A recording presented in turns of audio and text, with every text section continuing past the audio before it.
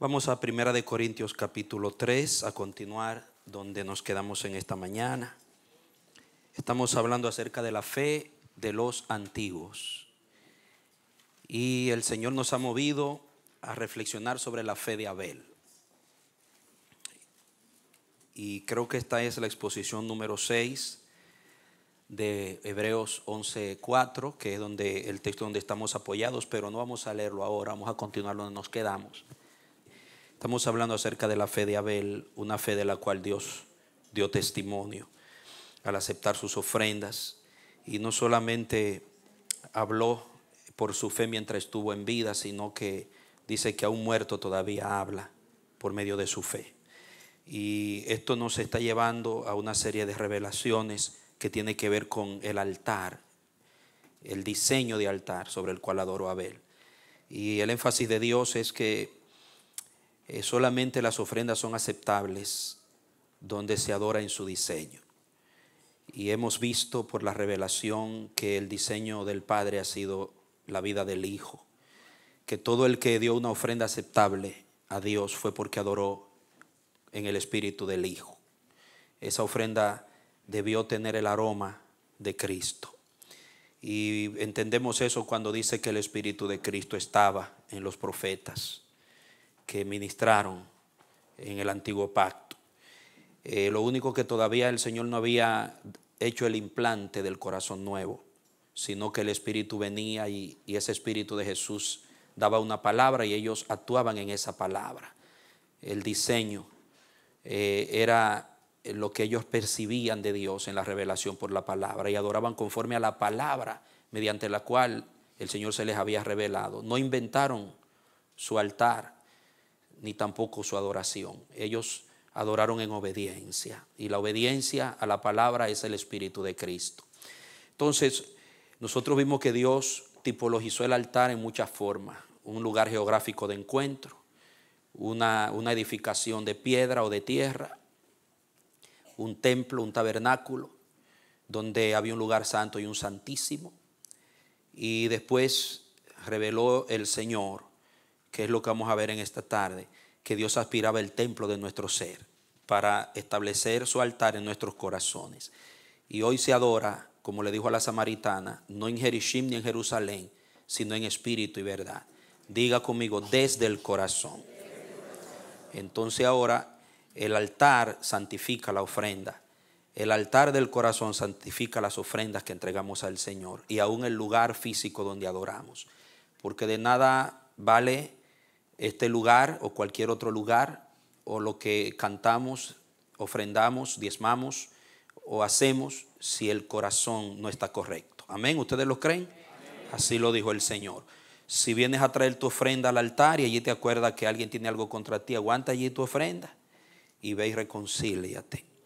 Entonces voy a hablar muy dirigido a los cabezas, a los hombres de autoridad, porque hay algo acá en esta con la que voy a concluir la fe de Abel, que va a tocar mucho a la autoridad. Y vamos a ver algo muy importante. Aquí en Primera de Corintios nosotros nos quedamos, mira el capítulo 3, hablando del diseño, comparando esto con el error del rey Acaz, que innovó el diseño del altar y trajo terribles consecuencias. Y también vimos el caso de Ezequías, que hizo lo contrario, restauró por las palabras del profeta Isaías, obedeció y restauró el diseño del altar, y su vida, su relación con Dios fue muy diferente. Entonces estamos mirando en el nuevo tiempo de la iglesia lo que los apóstoles revelan sobre ese diseño y el cuidado que hay que tener al edificar la obra de Dios. Y aquí nos quedamos esta mañana para poder continuarlo en esta tarde. Dice el verso 9: porque nosotros somos colaboradores de Dios y ustedes son huerto de Dios, edificio de Dios. Conforme a la gracia de Dios que me ha sido dada, como perito arquitecto he puesto el fundamento y otro está edificando encima. Pero cada uno mire cómo edifica encima, porque nadie puede poner otro fundamento que el que está puesto, el cual es, ¿quién es el fundamento? Jesucristo. Ustedes ven, es el diseño, la base. Ustedes saben, los que conocen un poco de construcción, de edificación, que el fundamento es el que define el edificio, no lo contrario. Y todo el que va a sobreedificar o a restaurar, a hacer lo que va a hacer, tiene que seguir los lineamientos del fundamento, las medidas. Por eso en Primera de Pedro, capítulo 1 dice, el capítulo 2, que Cristo, nosotros nos alineamos como piedras vivas a la piedra angular, que es Cristo. Él es el que traza las medidas y la consistencia del edificio. No solo es fundamento, sino que es piedra angular también. Y la piedra angular era la principal. Como dice en Isaías, yo pondré en Sión la principal piedra del ángulo. Y dice que el que creyera no será avergonzado. Entonces, ese fundamento es el que define, y ese fundamento lo diseñó el Padre, que es Cristo. Entonces, todos los peritos arquitectos somos nosotros, y los que sobreedifican debemos edificar con mucho cuidado, estando bien atentos a mantener el diseño de Dios, no a sacrificar, no a innovar, ni modificar, ni cambiar lo que ya Dios ha establecido. Entonces este es el error que ha cometido la iglesia, y estamos cosechando las consecuencias gracias a la gracia de Dios, a la misericordia de Dios en Jesús, que Dios está restaurando otra vez su pueblo y está haciendo un llamado a volver al diseño de Dios en cuanto a lo que es el altar que Dios mismo ha hecho para ser adorado en sus términos y no en nuestros propios términos. Luego continúa diciendo, hay una repetición constante de la palabra fundamento, lo cual le da un carácter de mucha importancia en esta porción. Dice que si alguien edifica en el verso 12 sobre este fundamento con oro, plata, piedras preciosas, madera, heno, hojarasca, la obra de cada uno será evidente, pues el día dejará manifiesta, porque por el fuego será probada o será revelada, y a la obra de cada uno, sea la que sea, el fuego la probará. Va a haber un día de evaluación. Dios va a evaluar quiénes realmente, toda obra, quiénes se han mantenido en el diseño y quiénes no. Y Pablo dice que los que no pasen la prueba sufrirán pérdida, aunque él mismo será salvo, así como por fuego. Dice el 14, si permanece la obra de alguien que ha edificado sobre el fundamento, él recibirá recompensa. Si la obra de alguien es quemada, él sufrirá pérdida, porque todo, diga conmigo, todo lo que no está de acuerdo al diseño será quemado. El Señor está dando tiempo, y nosotros que somos el pueblo de Dios estamos esperando el tiempo. ¿Cuántos están esperando a Jesús? Amén. Viene un día que toda obra, todo ministerio, todo diseño de adoración y de culto, porque el fin de todo lo que es espiritual, todo lo que tiene que ver con la obra de Dios, es darle el culto a Él, es el culto a Él, es la gloria de su nombre. Dice que toda obra será probada, el fuego la probará, y solamente va a resistir lo que esté hecho de acuerdo al diseño de Dios. ¿Por qué? Porque como hemos dicho desde el principio de la exposición, un altar diseñado por Dios nunca quedará vacío y es indestructible. Entonces todo lo que el hombre ha hecho, hermanos, todas las innovaciones que el hombre le ha metido al diseño, todos los cambios que le han hecho, el fuego lo va a quemar. Y también los que hicieron ese mal trabajo, dice Pablo, van a sufrir. Van a sufrir. Entonces, mire cuán importante es mantener la fidelidad, porque continúe leyendo para que usted vea algo. Dice el texto 16. Dicen, no saben que son templo. Usted ve que ahora somos nosotros el templo. No saben que son templo de Dios y que el Espíritu de Dios mora en ustedes. Si alguien destruye el templo de Dios, Dios lo destruirá a él. Porque el templo de Dios, el cual son ustedes, santo es. Esa palabra santo es algo que es intocable, inalterable. Es algo que tiene que ser cuidado con mucha atención y mucha seriedad. Santo es. Diga, el diseño es santo. Entonces mire usted tiene que tener una mentalidad santa, tiene que tener criterios santos, tiene que su vida y su culto a Dios, su concepto de Dios tiene que ser muy santo para usted mantenerse en el diseño santo. Los profanos no entienden eso. El liviano, el que prefiere seguir sus propios criterios, no edifica con cuidado. No le importa el daño que pueda sufrir el nombre de Dios, el culto a Dios, la obra de Dios. Les importan sus propios intereses, porque sus criterios son livianos. No hay mentalidad de santidad y de seriedad, porque son profanos. Entonces Dios va a destruir al que destruya su diseño, su templo. Entonces mire esto, si nosotros somos diseño de Dios ahora, somos el templo que era la aspiración de Dios desde la eternidad en Cristo. El altar es el corazón, como lo hemos venido diciendo. Esto confirma la verdad revelada de que el Espíritu Santo ahora está ministrando dentro de nosotros.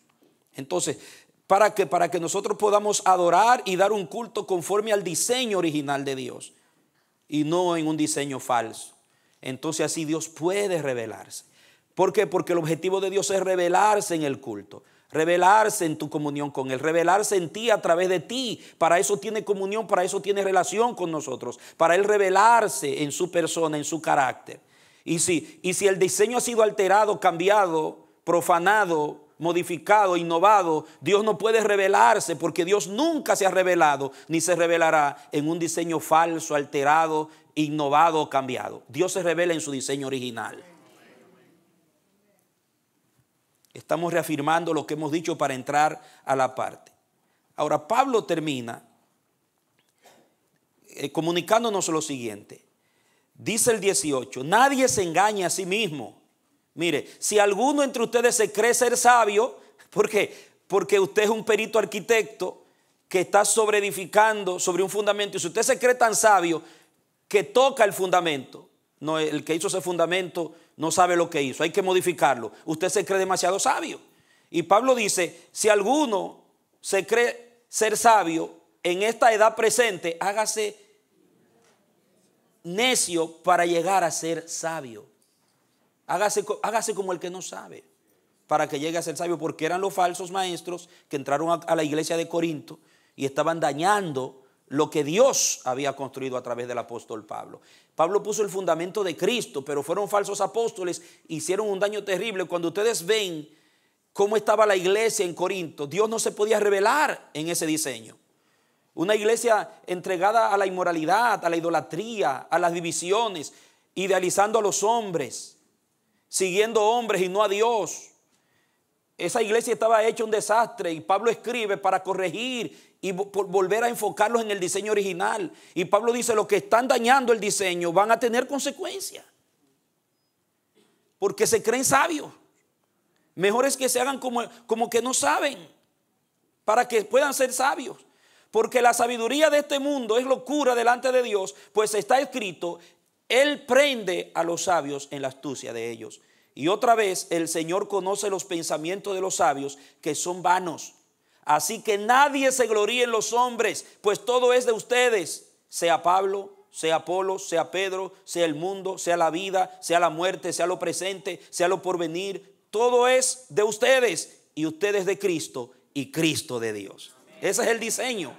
Ahora, mira el 4, porque la lectura sigue, aunque hay una división por el número 4, pero la lectura sigue, dice, que todo hombre nos considere como servidores de Cristo y mayordomos o colaboradores o administradores de los misterios de Dios.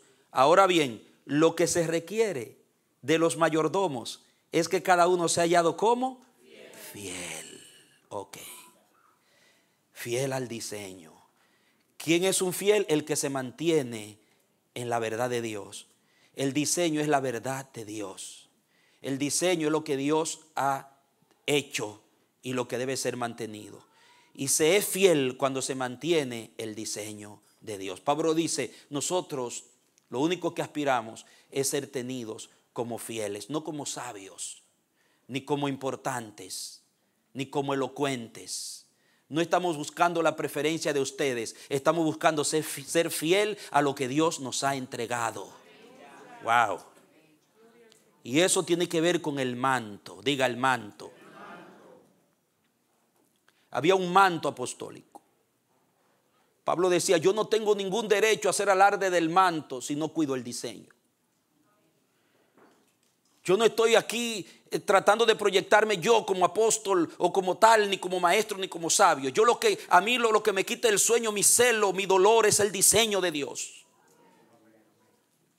¿Por qué? Diga, porque a quien Dios le da un manto es porque primero le dio un altar.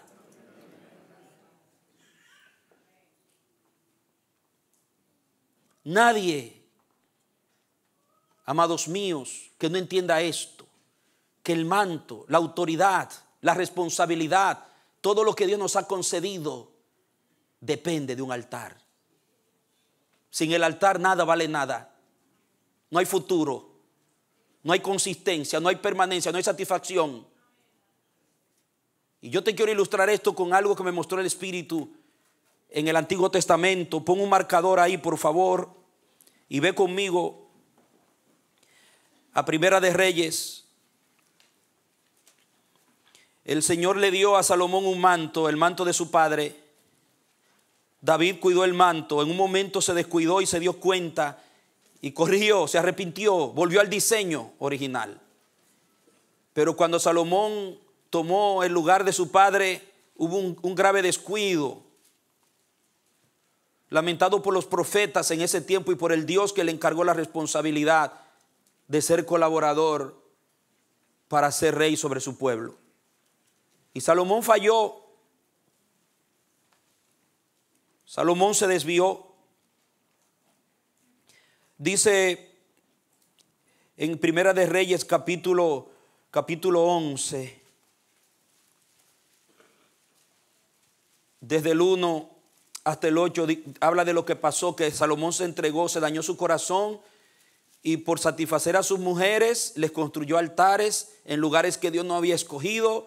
Le metió dioses que Dios no había mandado, que Dios les había ordenado que nunca imitaran a esas naciones, ni pusieran otro altar al lado de su altar, ni modificaran, ni alteraran su altar. Pero Salomón cometió el error, se dejó llevar. Dice que su corazón se dejó llevar. ¿Por qué? Porque si mi corazón, el diseño no está en mi corazón, tampoco estará en mi adoración.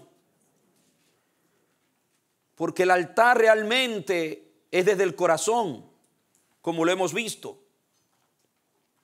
Dice el 9, verso 9 de Primera de Reyes 11, dice: el Señor se indignó contra Salomón porque su corazón, note ahí, su corazón se había desviado del Señor Dios de Israel, que se le había aparecido 2 veces. Marco confirmó esto cuando hablaba hoy. Y le había mandado acerca de esto que no siguiera a otros dioses. Pero él no guardó lo que el Señor le había mandado. Se desvió del diseño. Porque para guardar lo que Dios te ha mandado, la primera batalla la vas a tener con tu propio corazón. ¿Sabías eso? Para aquellos a quien Dios les ha encargado algo que Él diseñó, que Él mismo ha revelado y que Él pide que se haga como Él dice, en obediencia, nuestra primera batalla va a ser con nuestro propio corazón. Porque la palabra dice que engañoso es el corazón humano y perverso más que todas las cosas. ¿Quién lo conocerá?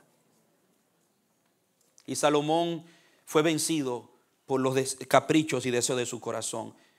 Y eso le impidió permanecer en el diseño. Se desvió, dice la palabra. Y luego continué leyendo. Verso 11. Entonces el Señor dijo a Salomón: por cuanto ha habido esto en ti. ¿Dónde? En ti, dentro de ti. Por cuanto ha habido esto en ti y no has guardado mi pacto y mis estatutos que yo te mandé, ciertamente arrancaré de ti el reino y lo entregaré a un servidor tuyo. Pero por amor a tu padre David no lo haré en tus días, lo arrancaré de la mano de tu hijo. Sin embargo, no arrancaré todo el reino, sino que daré, note bien este texto, daré a tu hijo una tribu, le voy a dejar una solita, por amor a mi siervo David y por amor a Jerusalén que yo he elegido. Ustedes saben que las otras las agarró Jeroboam, un malvado, un perverso, que puso otro altar a su propio diseño en Betel. Hay dos altares, uno en Jerusalén, otro en Betel, compitiendo por causa de la desobediencia de Salomón. Ahora mire la ilustración de lo que pasó cuando dice: voy a romper el reino de ti. Se va a fracturar el reino. Y yo pregunto, ¿era ese el deseo de Dios, tener un pueblo fracturado, dividido, 10 tribus por un lado y 2 tribus por otro lado? ¿Es el corazón de Dios que una familia esté dividida, hijos por allá regados donde quiera, divorcio, hijos criándose sin padres, el hombre por un lado y la mujer por otra? ¿Ese es el diseño de Dios, el deseo de Dios? ¿Dios quiere que su iglesia se divida? No, no. El altar de Dios es compacto, es íntegro. Por eso los mantos de los reyes que Dios puso eran mantos de una sola costura, empezando por el mismo Jesucristo, porque en Dios hay integridad, entereza.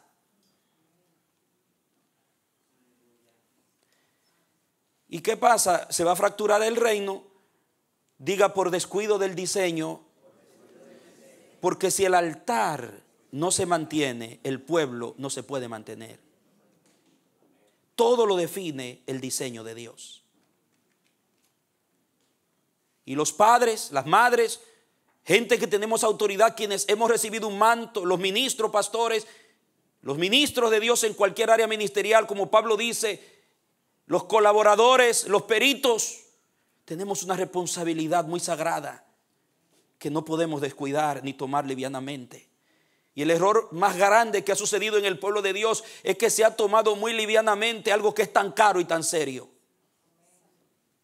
Y hemos visto las consecuencias en la iglesia, en los hogares cristianos. Mire conmigo en el 11, el verso 30. Aconteció en aquel tiempo que Jeroboam salió de Jerusalén. Le dije el 30, pero estoy leyendo el 29 para agarrar el contexto.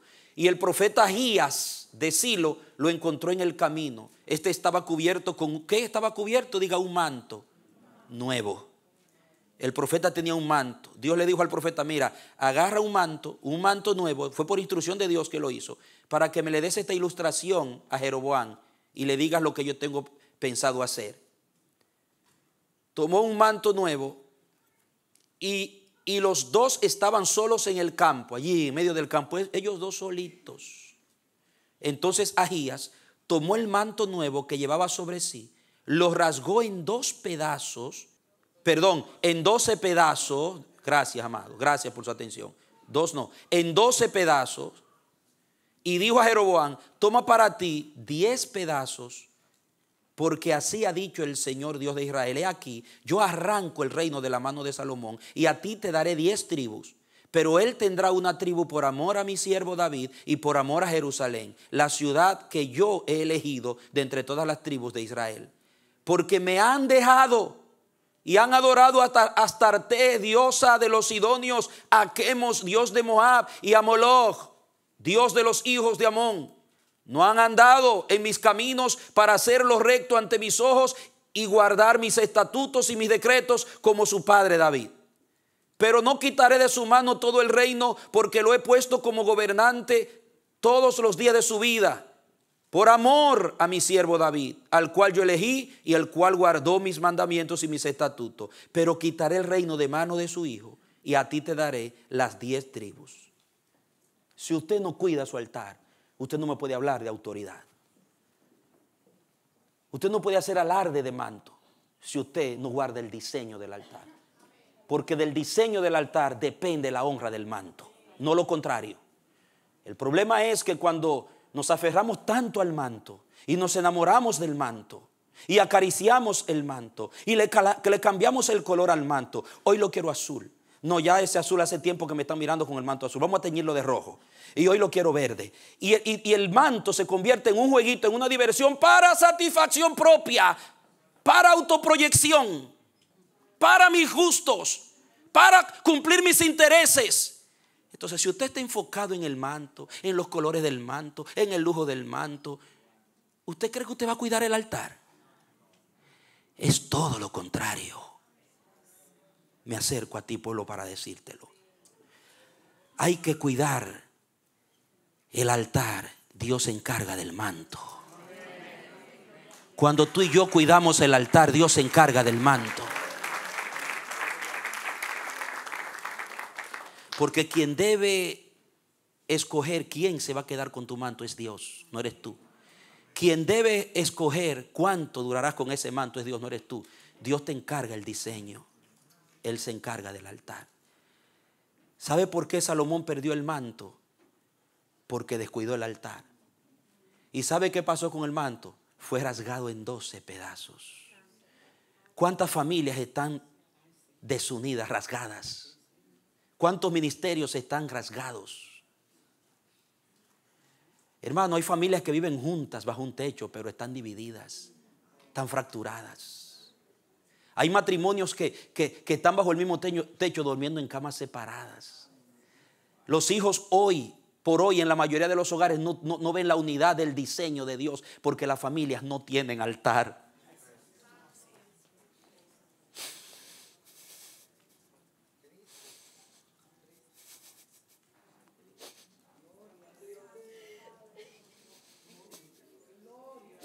Nos duele ver ministrar tantos muchachos dañados, carentes de atención, se van a la delincuencia, se convierten en delincuentes involuntariamente porque son víctimas de un sistema donde ya las familias no quieren altar.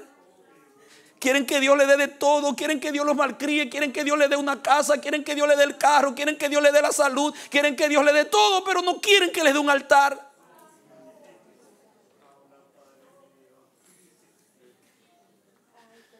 Nosotros vemos todo lo que está pasando, hermano. Cuando las familias tenían el altar, cuando las familias honraban el diseño de Dios, no se daban las cosas que se están dando ahora en nuestras comunidades. Una comunidad rota, fracturada, desparramada. Como Jesús cuando caminaba por Palestina, que veía las ovejas, dice que las veía la gente como ovejas desamparadas y dispersas, como ovejas que no tenían pastor. ¿Por qué? Porque quienes habían recibido la autoridad y la responsabilidad de Dios estaban bailando con el manto, apapuchaditos con el manto, y se olvidaron del altar.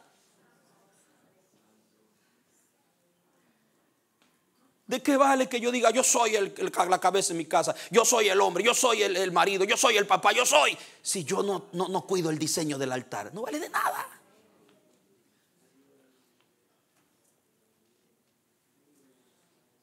No puede haber un sano ejercicio de autoridad.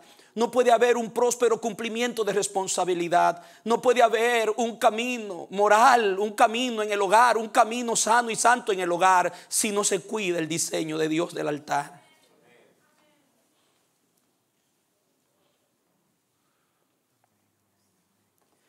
Salomón se ocupó tanto, se enamoró tanto del trono, se enamoró tanto del reino, se enamoró tanto del manto, se enamoró tanto de lo que había heredado, que se hizo un papi lindo de las mujeres. Él se convirtió en el rey del tiempo. Él era el que tenía más likes en el Facebook en ese tiempo. Era el rey del momento. Eso era. Una entrevista con Salomón era como una con Donald Trump hoy en ese tiempo. Hermano, tómelo figurativamente. En ese tiempo no había la tecnología, pero tómelo, yo se lo llevo para que vea, métase en la historia. Era el rey del momento. Una mujer tener una noche con Salomón, eso era lo más tremendo, de estar en la corte. Y yo me imagino una reina egipcia, una reina siria, una reina, y Salomón, y Salomón en el comienzo a lo mejor resistió. Después que se casó con esas mujeres por emparentar con los reyes y con los pueblos paganos, porque era la cultura de los reyes, para poder lograr más campo y respeto como rey, emparentaban con los reyes, con los otros reyes, para que los reyes formar coaliciones para hacerse más fuerte contra los enemigos y prevalecer como reino. Y se casaban las hijas de los reyes con las hijas para lograr coaliciones. Vendiendo los principios, vendió el diseño por el placer de las mujeres, sin saber que eso le iba a desbaratar el manto.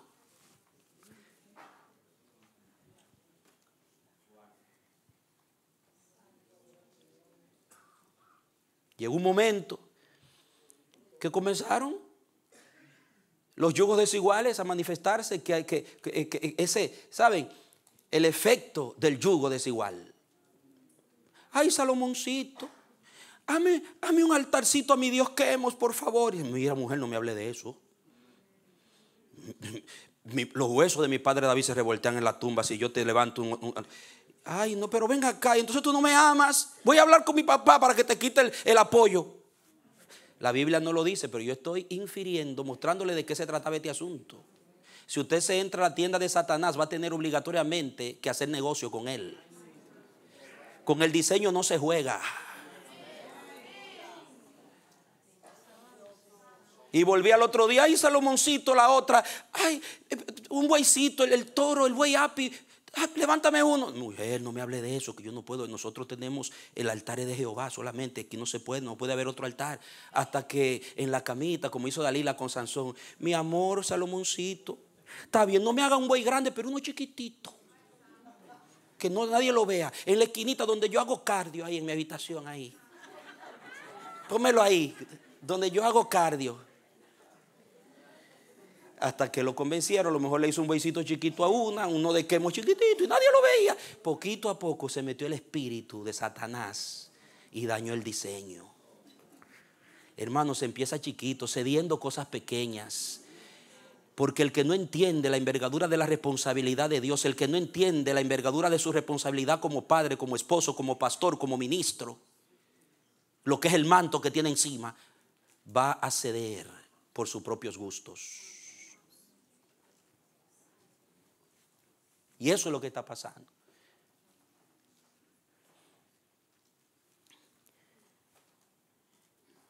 El corazón, se dañó primero el altar de su corazón. Entonces se desbarató el diseño y vino la disciplina.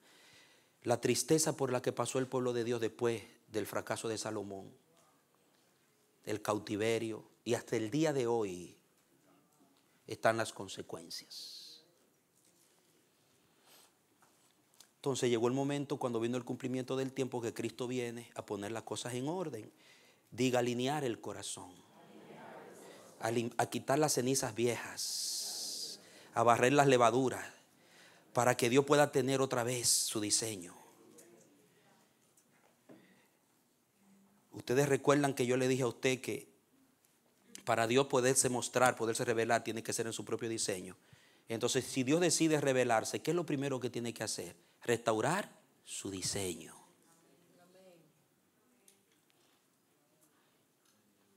Porque todo empieza en el altar y termina en el altar.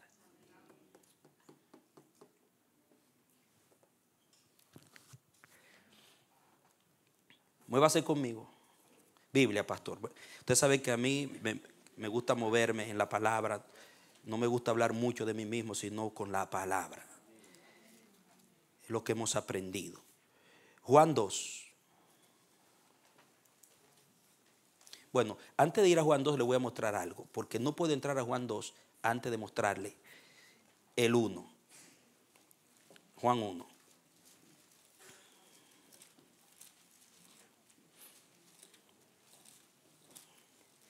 Mantenga su atención.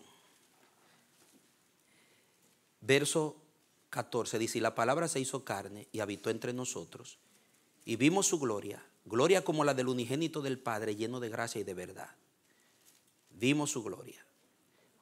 Juan dio testimonio de él y proclamó diciendo: este es aquel de quien dije, el que viene después de mí ha llegado a ser antes de mí, porque era primero que yo. Porque de su plenitud tomamos todos, recibimos y gracia sobre gracia.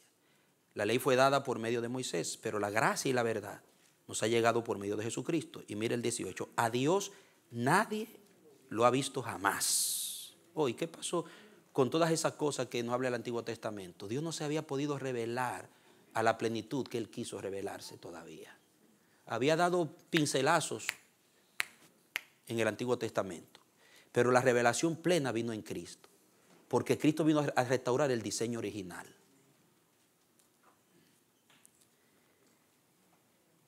El Dios único que está en el seno del Padre, o el Hijo único que está, el unigénito que está en el seno del Padre, Él lo ha dado a conocer.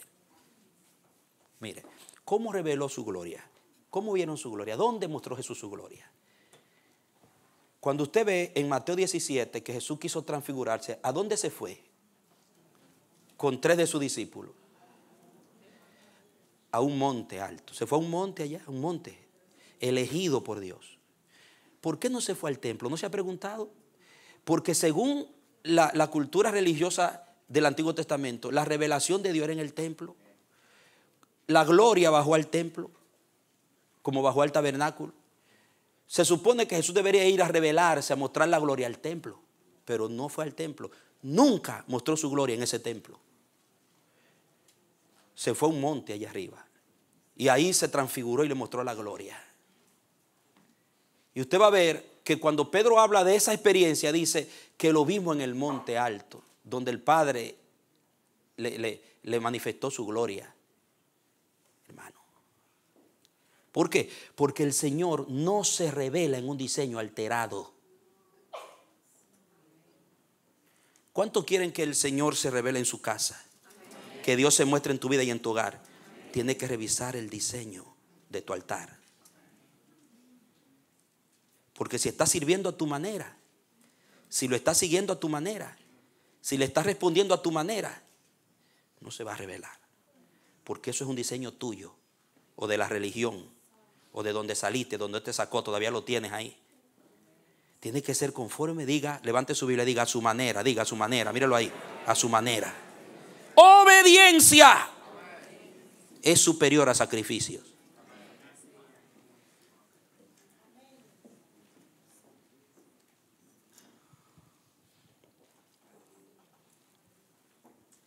Y vemos que, como el Señor, ahí mismo en Juan capítulo 2, otra vez nos habla de la gloria. Dice, en la boda de Canaán, él fue, ustedes saben, lo invitaron, parece que eran familiares, se cree de María, los que se estaban casando, y lo invitaron como familia. Pero había un designio divino porque el Señor iba a comenzar a mostrar su gloria. Y convirtió el agua en vino, el vino que él hizo era superior al otro. Hubo un asombro. Y luego en el verso 10 dice, y le dijo, todo hombre sirve primero el buen vino, y cuando ya han tomado bastante, entonces saca el inferior. Pero tú has guardado el buen vino hasta ahora. Y mire el 11, como dice, este principio de señales hizo Jesús en Caná de Galilea y manifestó ¿qué? Su gloria, y sus discípulos creyeron en él. Dice, después de esto, él descendió a Capernaum con su madre, sus hermanos y sus discípulos, y se quedaron allí no muchos días, un poquito de días después de eso. Mire dónde escoge el Señor otra vez mostrar su gloria: en una boda de unos familiares, en una casa de familia donde se están casando, hay un pacto, ahí muestra su gloria. Ahora, siga leyendo para que usted vea lo que hizo cuando entra al templo. El verso 13, después de unos días se separó y oró, y le entró el celo del diseño.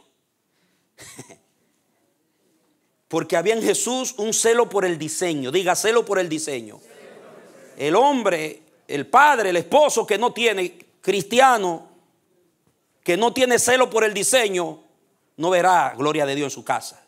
El pastor que no tiene celo de Dios, que es el celo del Hijo, por el diseño, no verá manifestación de Dios en su iglesia. Habrán ritos, habrá bochinche, habrán actividades religiosas, y se confundirán con gloria. Pero gloria real, según la Biblia, solo habrá. Manifestación real de Dios, según la Biblia, solo habrá donde se le obedece y se hacen las cosas como Dios quiere, no como el hombre quiere.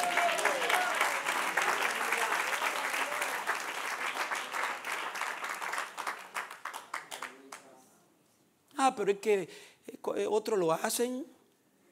Pero es que es difícil, pastor. Y la carne ahí, sí, hazlo, sí, que así, ahí, desobedeciendo, y quieren gloria.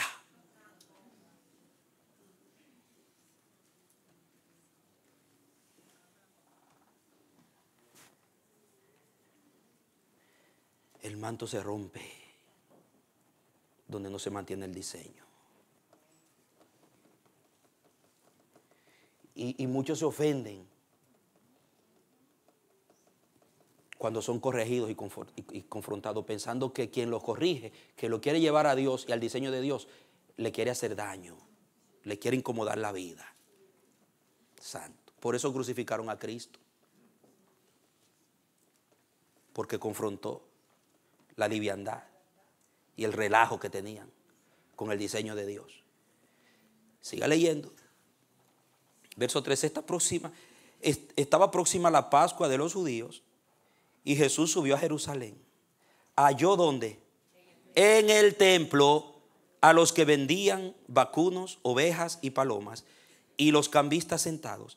Y después de hacer un látigo de cuerdas, los echó a todos del templo junto con las ovejas y los vacunos. Desparramó el dinero de los cambistas y volcó las mesas.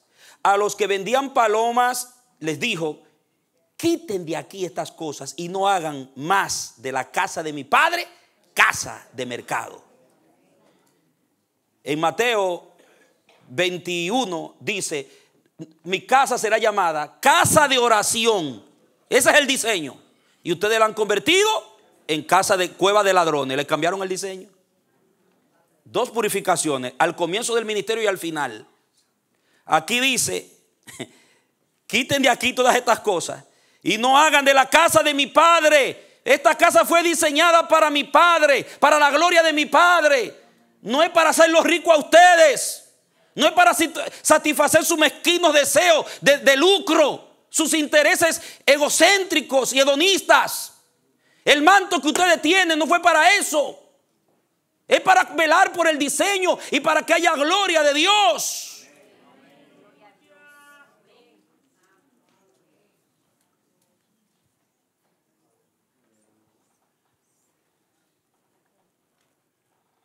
Entonces, verso 17, se acordaron sus discípulos de que estaba escrito: el celo por tu casa me consume. Es el celo por el diseño original lo que consumía a Cristo. Nadie puede llamarse un ministro de Dios si no tiene celo por el diseño de Dios.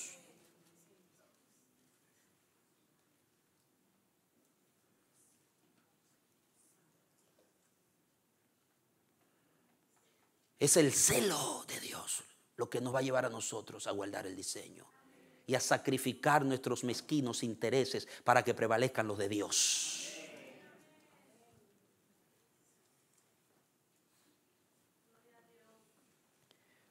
Los judíos respondieron y le dijeron: ya que haces estas cosas, ¿qué señal nos muestras?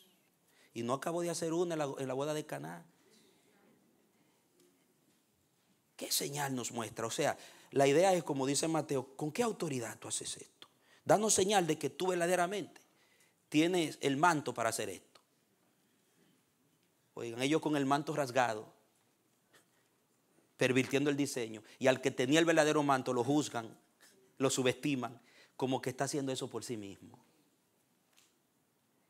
Y ellos saben que es verdad lo que le está diciendo. Ellos conocían las escrituras, que esa casa no debía estar siendo usada para satisfacer deseos mezquinos de los sacerdotes, de Anás y Caifás y de sus familias, que era un mercado, todo era un negocio montado para ellos lucrarse.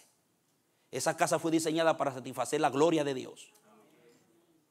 Pero allí no estaba Dios, habían ritos, hermanos. Era el tiempo de la Pascua, venían de toda la parte del mundo miles y miles de judíos y de prosélitos a adorar, a dar los sacrificios. Y eso era una vendedera y compradera. Y a eso ellos le llamaban gloria, pero no había ninguna gloria porque Dios no se manifestaba en ese diseño dañado. Había ritual, como hoy, que usted ve ministerio que es un mover y son miles, y usted ve todo eso, y mesa por aquí, y venta de libros por allá, y esto por allá, y las luces, y el humo, y la cosa, y los conciertos, y los movimientos, y la cosa, y a eso le llaman gloria. Y algunos cantan: consúmeme con tu gloria. Lloro, Señor, no lo escuche, por favor, no lo escuche hasta que tú le reveles lo que es la gloria, porque si tú lo bajas, no va a quedar, ni el humito va a quedar. No saben lo que cantan.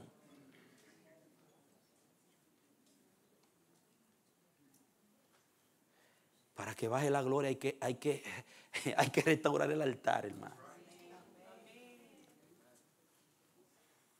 Pero, ¿qué pasaba con estos cambistas y con estos, los hijos de Anás y el cónclave de Caifás y de esos ladrones? Porque así lo llamó Jesús. Eran ladrones. Porque no solamente estaban robándole a la gente, sino que le estaban robando la gloria a Dios.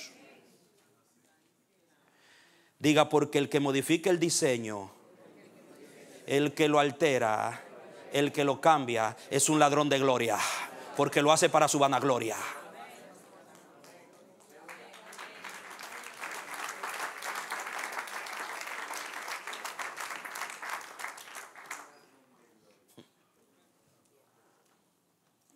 ¿Cuántos ladrones de gloria que están enamorados de su manto y exhiben su manto y los títulos? Ahora todo el mundo es apóstol. Una desintería de apóstoles por todos los lados. El manto.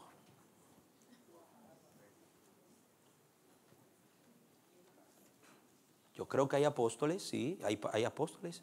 Pues yo no puedo negar que hayan apóstoles verdaderos porque hayan falsos. Pero se está mal usando el manto porque no tienen altar.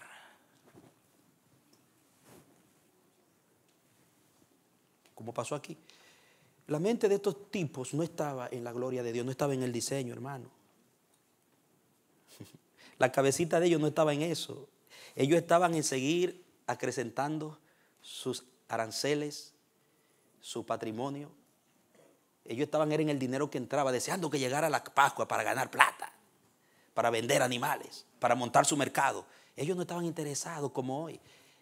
La mayoría de los ministros, perdónenme, lo digo delante de Dios, como el más indigno, podría yo llamarme, pero lo digo con propiedad y autoridad del Espíritu. La mayoría de los ministros modernistas de hoy no están interesados en la gloria de Dios, ni en la verdadera salvación de las almas. Están interesados es en los beneficios que ellos están buscando con cada gente que llega a su iglesia. Por eso no les interesa el diseño original. Ellos no están pensando en eso. Ellos quieren que su imperio crezca, que haya más gente, levantar otra iglesia en otro lugar como una franquicia de un negocio. Ellos están interesados en que y una competencia de manto, una competencia de templo, una competencia de estadística por todos los lados. Hoy usted decir que tiene una iglesia de 50 miembros es una vergüenza, pírrima vergüenza, porque no le hacen caso, hermano.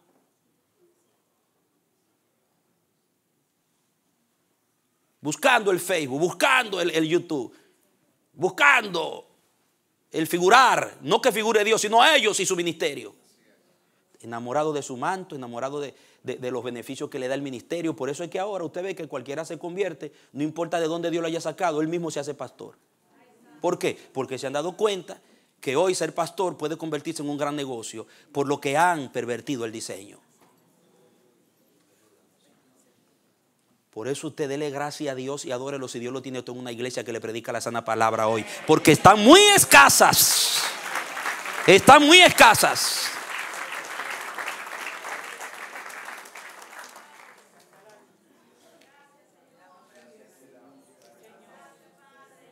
Porque el que está buscando lo suyo no le va a predicar estos mensajes.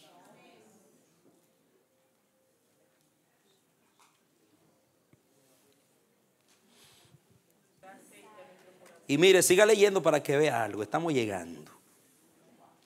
El celo del diseño. Danos una señal. Y mire la señal que le menciona Jesús. Ay, santo. Ellos no sabían con quién estaban hablando. El mismo dueño del diseño estaba delante de ellos y no lo sabían. Respondió Jesús y les dijo: destruyan este templo y en 3 días lo levantaré.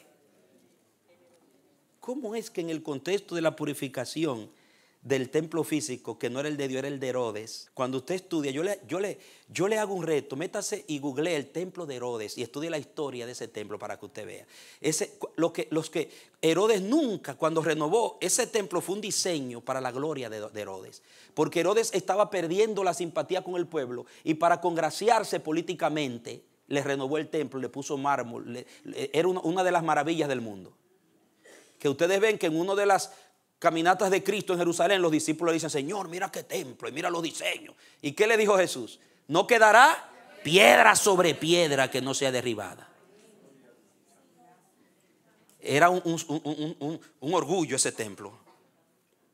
Como la Torre Eiffel, ¿dónde que está? En Francia. Ustedes ven que yo no he andado por esos lados, pero yo sé que por ahí que está. En Francia, en París.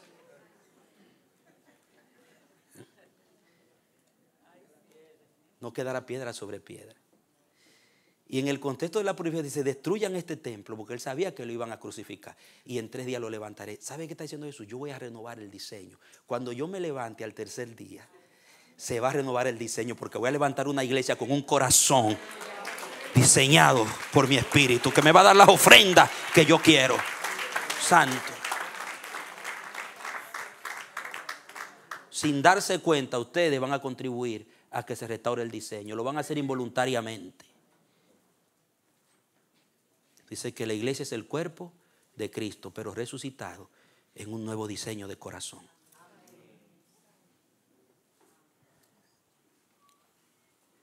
Siga leyendo. Por tanto, los judíos dijeron: durante 46 años se construyó este templo. Miren cuánto habían invertido, porque la obra comenzaba después de Zorobabel y se paraba. Comenzaba y se paraba. Duró 43 años en eso, hasta que Herodes lo terminó y lo renovó de una forma espectacular, aunque dejó casi en bancarrota los recursos del Estado para eso. Y tú lo levantarás en 3 días. Pero él hablaba del templo de su cuerpo.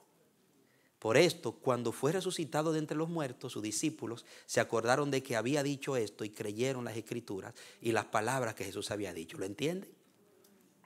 El 23.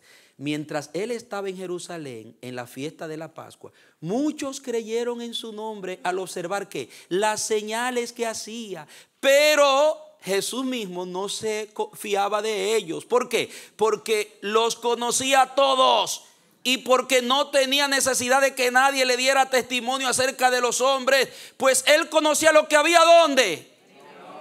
Póngase la mano en el hombre. ¿Sabe que Jesús, oiga, ellos están pensando en su mercado? Sus ojos y su mente están en el dinero, en las ventas, en el robo, en la rapiña, en los ritos vacíos y en toda esa cosa. Pero la mente y los ojos de Cristo están enfocados en el corazón del hombre. Yo vine a restaurar el verdadero diseño del altar, que es el corazón. Y Jesús miraba el corazón, Jesús trataba con el corazón, porque esa fue la misión que el Padre le dio: restáurame el corazón nuevo. Quiero poner tu corazón en el corazón de ellos. Hijo, dame el verdadero altar. Y a eso vino el Hijo: devuélveme el verdadero altar. Yo me imagino que cuando el Padre y el Hijo, o sea, la Trinidad, véalo así como la Biblia lo dice. No se vuelva usted loco pensando cómo fue eso, el misterio. Créalo como dice la Biblia, hermano. Cuando el Hijo decidió venir y bajar, el Padre le dice: mi hijo, deme la mano, varón, devuélveme. Recuérdate que la misión es apremiante. Nos la vamos a jugar todas, pero devuélveme mi altar santo. Es lo mismo que hace Dios cuando te llama al ministerio. Es lo mismo que hace Dios cuando te entrega una esposa y te entrega hijos y te entrega una familia. Dios te da la mano: mira, lo que yo quiero en tu casa es que tú me restaures mi altar. Lo que yo quiero en ese ministerio que te voy a dar es que me restaure mi altar. El corazón, quiero corazón. Jesús miraba el corazón. Ellos veían las señales y todo, pero Jesús no estaba enfocado en lo que estaban enfocados los otros. Jesús estaba detrás del corazón. Y él veía quién tenía un corazón y quién no, en quién podía fiarse y en quién no.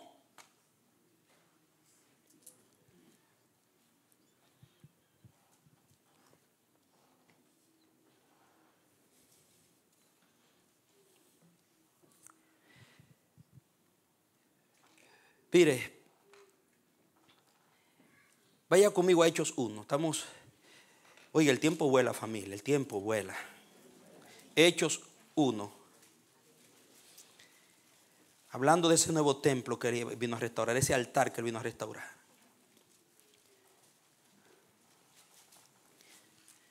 Diga el diseño del corazón. Porque estamos hablando del diseño. Y no podemos hablar del altar. El altar del nuevo pacto es el corazón, sin hablar del corazón. Dice en Hechos 1, quiero llevarlo en esta correlación que voy a hacer. Algo tremendo.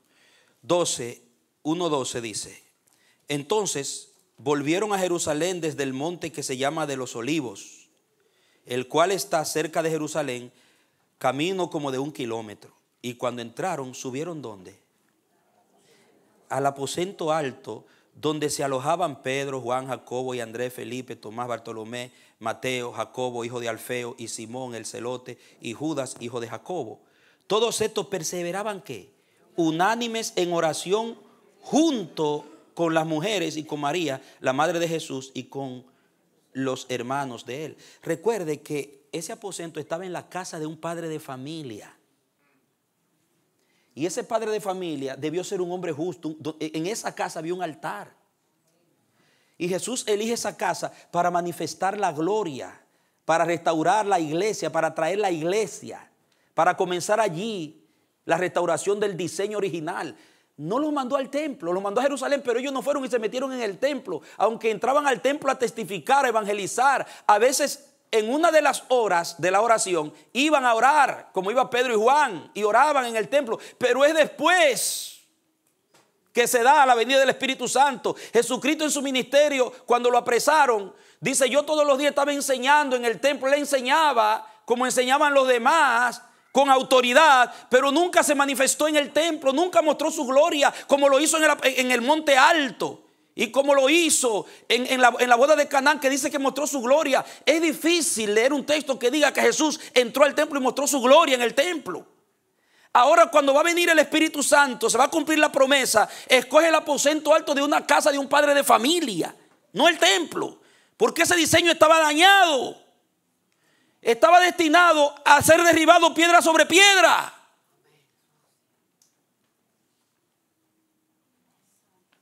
Entonces mire el cuadro.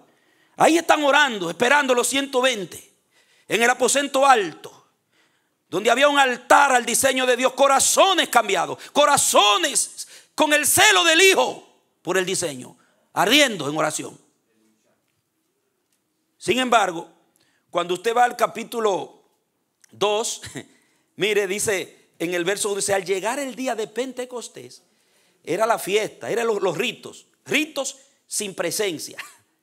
La fiesta del Pentecostés de todos los años, la Pascua, todo, de la cosecha, los ritos sin presencia, mucha actividad, mucho robo en el templo, venta y compra, pero no había presencia en Jerusalén, en el templo.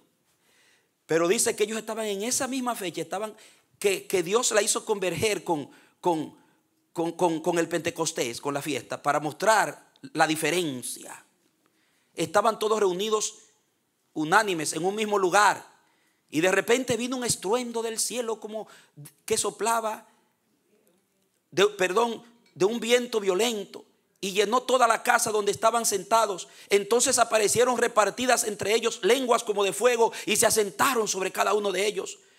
Todos fueron llenos del Espíritu Santo y comenzaron a hablar en distintas lenguas como el Espíritu les daba que hablasen. En Jerusalén, aquí viene, mire, habitaban judíos, hombres piadosos de todas las naciones debajo del cielo. Cuando se produjo este estruendo, se juntó la multitud y estaban confundidos, porque cada uno les oía hablar en su propio idioma. Estaban atónitos y asombrados y decían: miren, ¿no son galileos todos estos que hablan? ¿Cómo pues oímos nosotros cada uno en nuestro idioma en que nacimos? Míreme acá esto, quiero darle aquí una salvedad rapidito.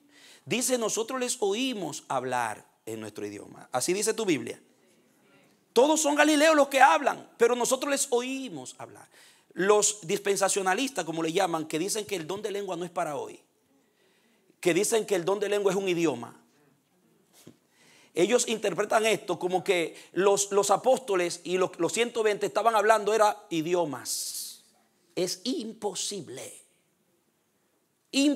que unas 120 gente a la vez estén hablando diferentes idiomas. Dios es un Dios de orden. ¿Quién le iba a entender si todos estaban hablando chino, inglés? Vamos a poner un ejemplo, hablando de las lenguas modernas al mismo tiempo. ¿Quién? Eso iba a ser un gallinero allí que nadie.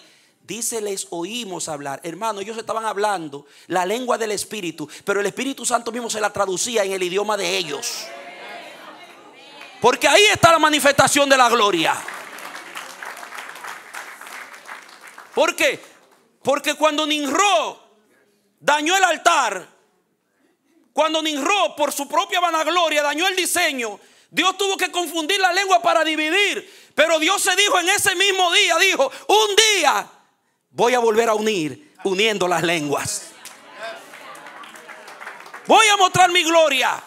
Y Dios anhelaba llegar a ese punto. Llegó a Jerusalén, al aposento alto, no al templo, porque ese templo era para la gloria de Herodes, no fue diseñado para la gloria de Dios. Pero en esa casa de ese padre de familia, el diseño honraba a Dios. Diga, porque cuando hay casas con hombres de Dios, con manto íntegro, que celan el diseño, no hace falta un templo para que Dios muestre su gloria.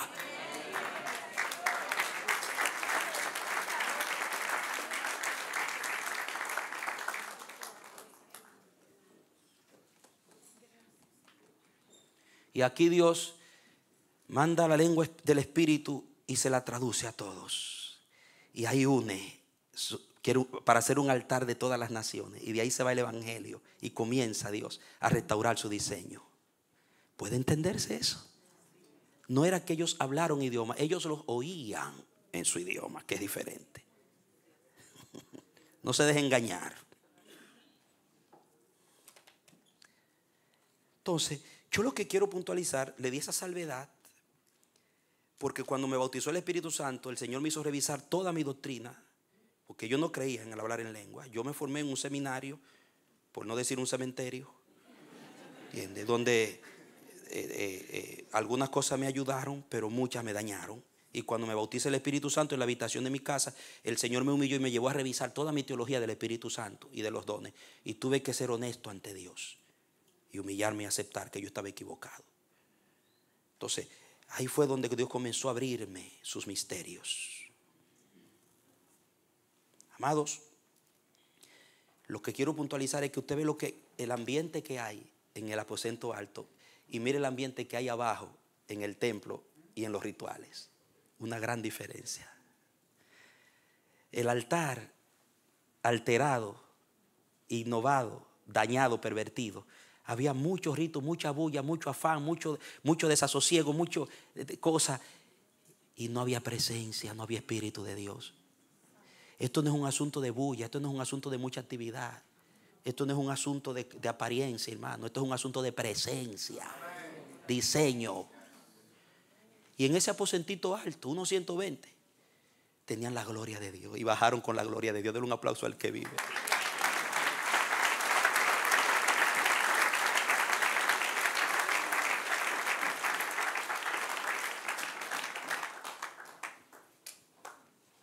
A Dios no le impresionan los templos grandes, no le impresionan a mucha gente. A Dios no le impresionan las logísticas de los hombres, las estadísticas. A Dios no le impresionan los likes, el rating. A eso a Dios no le sabe nada. Dios lo que quiere es que su diseño se mantenga. Eso es lo que Él quiere. Donde están 2 o 3 congregados en mi nombre, lo que aten aquí abajo será atado en el cielo y lo que desaten será desatado. Lo que queremos es que sea en mi nombre, que la gloria sea para mi nombre, que sea en mi diseño.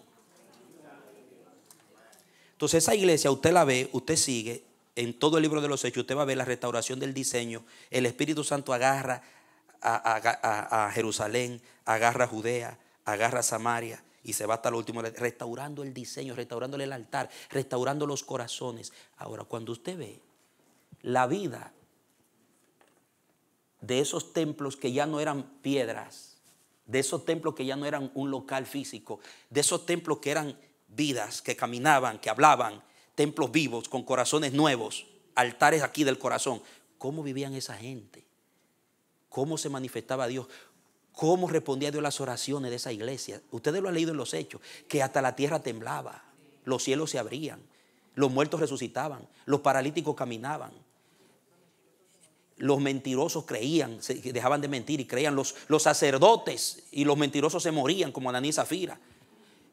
O sea, y los sacerdotes que estaban buscando a Dios de corazón, obedeciendo a la fe. Una cosa, pero ¿cuál es el detalle? Que se le estaba adorando a Dios en el diseño de un corazón nuevo, de un corazón sano, de un corazón puro. Por ejemplo, con esto le voy a terminar. Cuando usted ve que están apedreando a Esteban, ¿qué usted mira en Esteban? Un tipo que está ensañado, lleno de rencor porque lo están lapidando.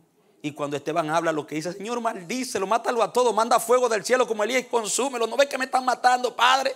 Eso es lo que dice Esteban. ¿Qué dice Esteban? No le tomes en cuenta, hermano. Había un altar.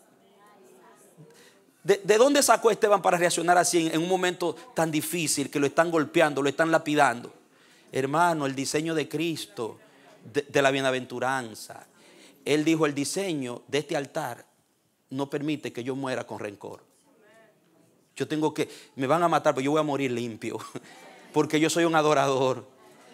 Yo voy a mantener mi corazón en el diseño original.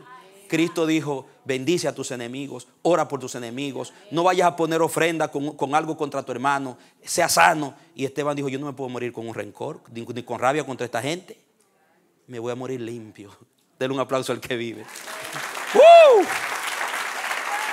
Había altar. El diseño no era alterado.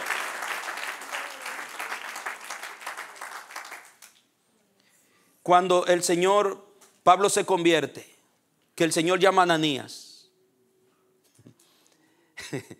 Y Ananías era un hombre espiritual, era un discípulo, dice. Y yo me imagino que Dios le había pedido muchas cosas a Ananías y la había hecho sin preguntar, sin porfiar, sin discutir. Pero ahora, cuando Dios le dice a Ananías: venga acá, heme aquí, Señor. Como siempre, era un discípulo, hombre lleno del Espíritu. Y Dios va a escoger a cualquiera para ir a imponer las manos a Pablo. Y otra salvedad aquí, que muchos lo que dicen: no, que los apóstoles fueron los 12 y que después de ahí no hubieron más. Que ya eso de ministerio apostólico, de imposición de mano apostólica, esa cosa, eso pasó. Hermano, los 70, que fueron aparte de los 12. Hay una generación de los 70. ¿Y de dónde saca el Señor Ananías, que no estaba con los 12? Nada más y nada menos para que le imponga la mano a Pablo. No escogió a Pedro, ni a Jacobo, ni a los otros. Hermano, a Dios usted no lo puede meter en un cajón. Déjese de eso. Todo eso me lo abrió el Espíritu. Llorando, moco tendido, pidiéndole perdón al Señor por haber alterado su diseño. ¿Y qué pasa? Y Ananías dice: pero Señor, tú sabes cuántos males nos ha hecho este tipo. ¿Sabe qué revela eso? Que había una cosquillita en el corazón de Ananías. No era tanto que le tenía miedo a Pablo porque me puede matar, porque el Señor lo está mandando. Ya yo lo arreglé, le está llave, ponle la mano, que yo lo llamé para que me sea testigo a la nación. Y le dijo el plan: pero Señor, tú sabes cuántos males nos ha hecho. Como quien dice: ese desgraciado lo que mereciera que tú lo quemara vivo, Señor.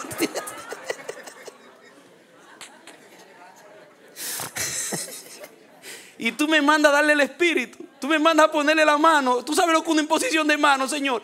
Es como que mi corazón con el de él se va a unir. Yo voy a ser partícipe.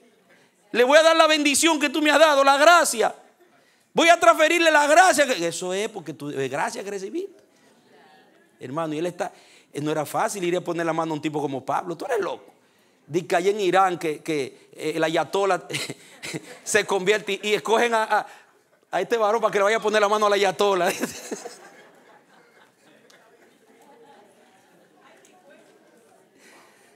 ¿Usted se imagina? Y el Señor le dice: ve. Usted lo ha leído. Dios lo corta, dice: ve, porque instrumento escogido me es este. Él no discutió más ahí. Él dijo: bueno, el altar, el diseño de Dios es que el altar tiene que estar limpio y tiene que actuar en obediencia, no en sentimiento. Es verdad. Coquillita, sal. Yo me declaro sano. Ya no tengo nada contra Pablito. Es mi hermano. Y yo estoy seguro que iba orando por el camino Ananías: mi hermano Pablo, mi hermanito santo Pablo, el corderito Pablo, en el nombre de Jesús, mi hermanito Pablo. Y usted dirá: pero ¿usted cree que eso es verdad? Vaya, mire, lea conmigo para que usted vea. 9, Hechos 9. Cuando él llegó,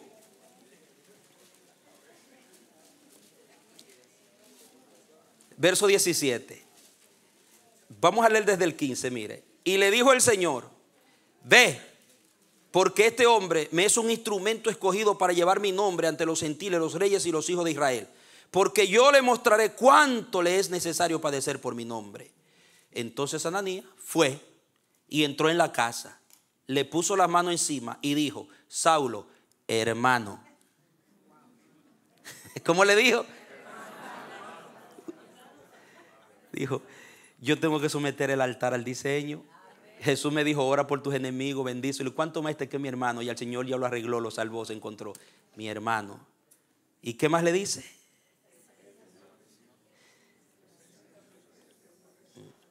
El Señor Jesús, que te apareció en el camino por donde venías, me ha enviado para que recuperes la vista y seas lleno del Espíritu Santo. Cierra tu Biblia.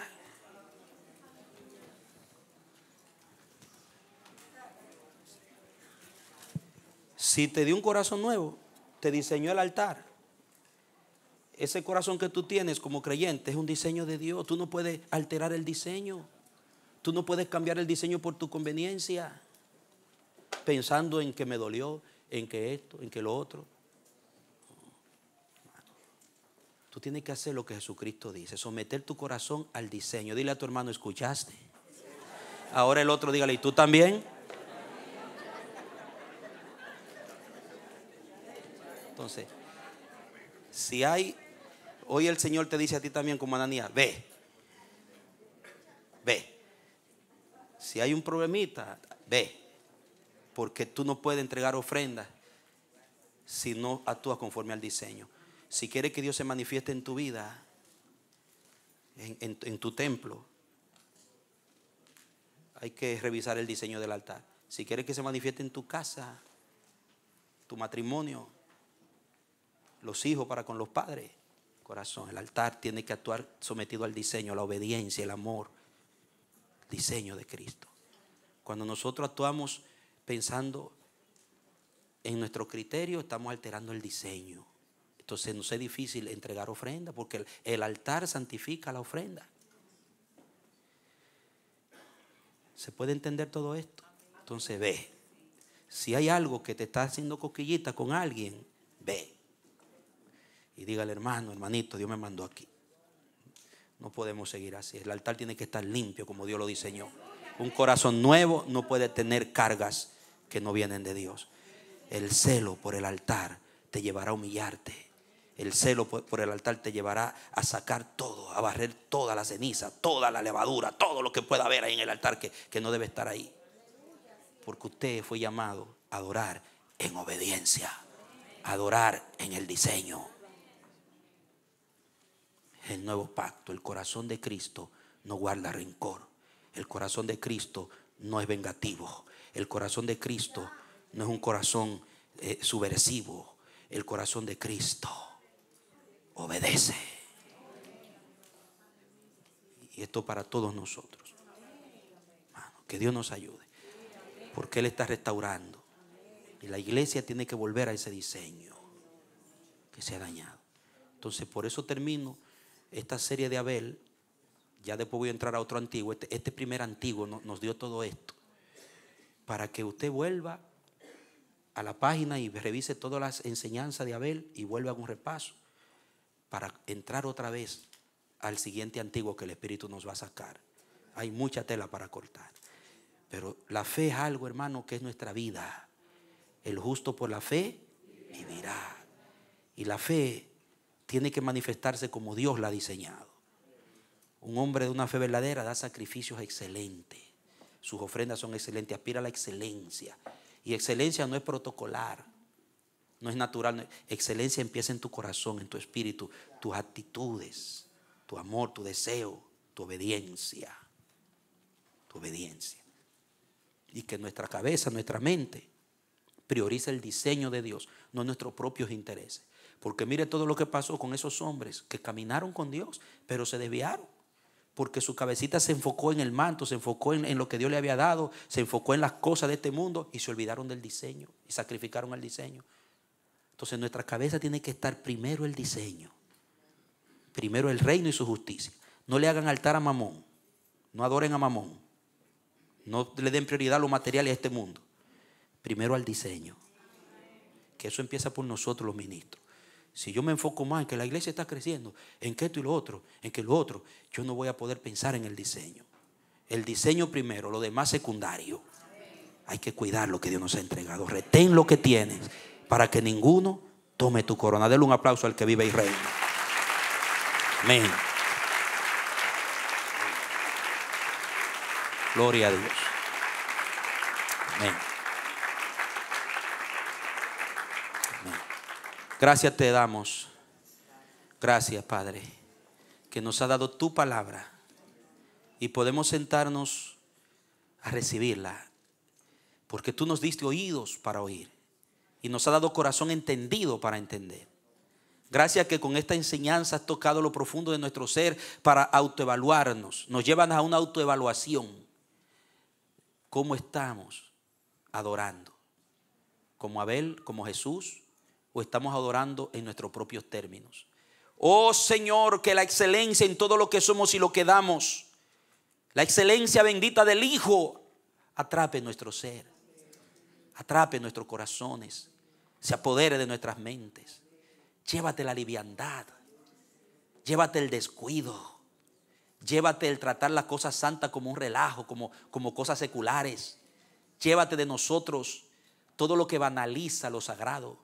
Y ayúdanos, Dios mío, a revisar nuestro altar, nuestra relación contigo, la manifestación de Cristo, el ministerio del Espíritu en nosotros.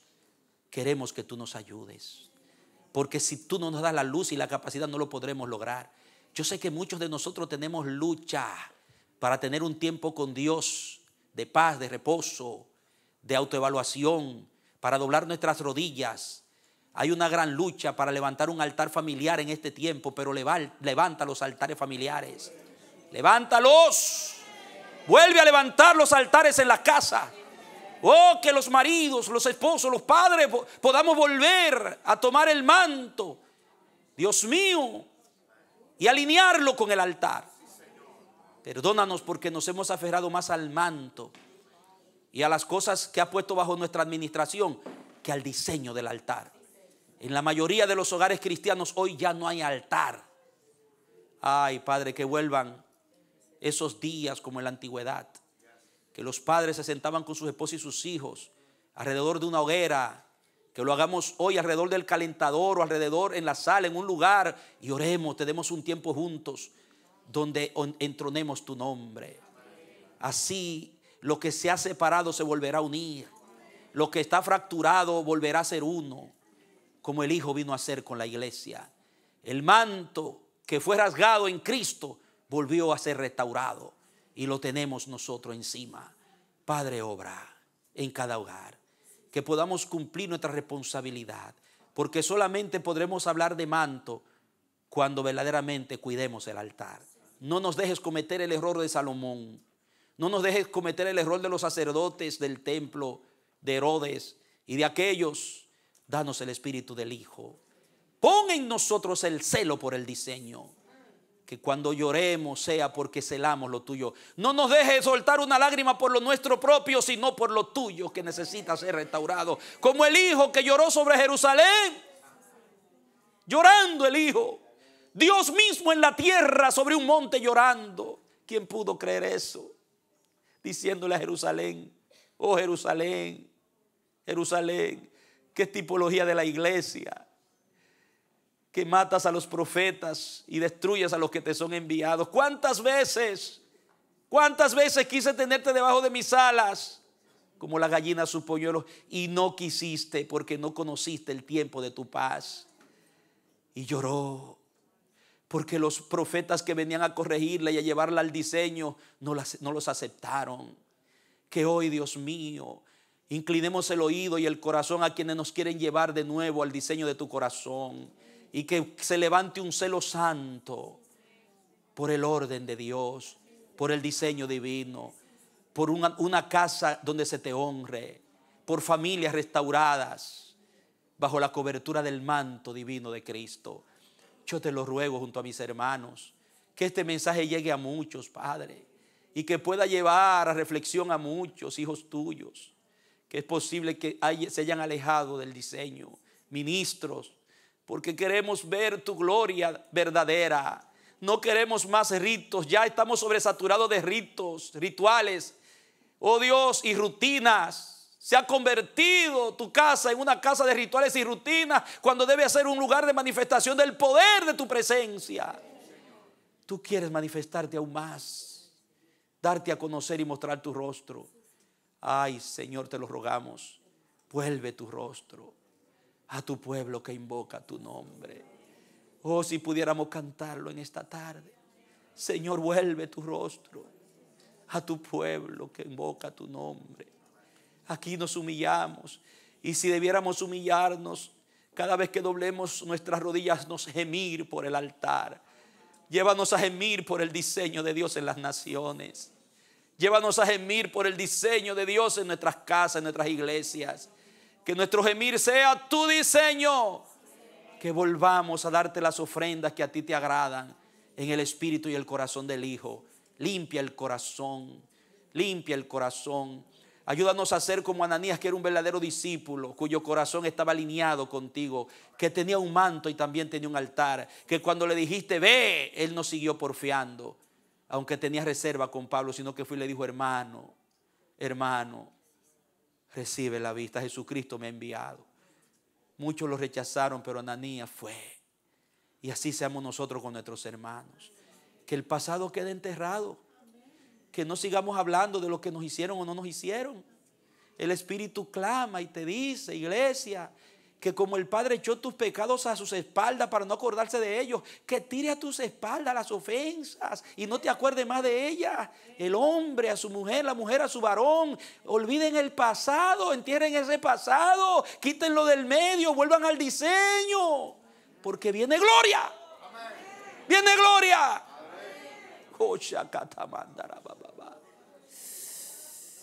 Te lo rogamos, Señor. Te lo rogamos, ayúdanos. En el nombre de Jesús. En el nombre de Jesús. Gracias, dale gracias al Señor.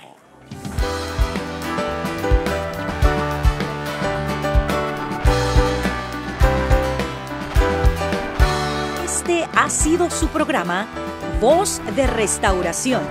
Si desea comunicarse con nosotros, escríbanos al P.O. Box 70, Bronx, New York 10473, o visita nuestra página web www.elamanecer.org. Nos despedimos hasta la próxima. Que Dios te bendiga.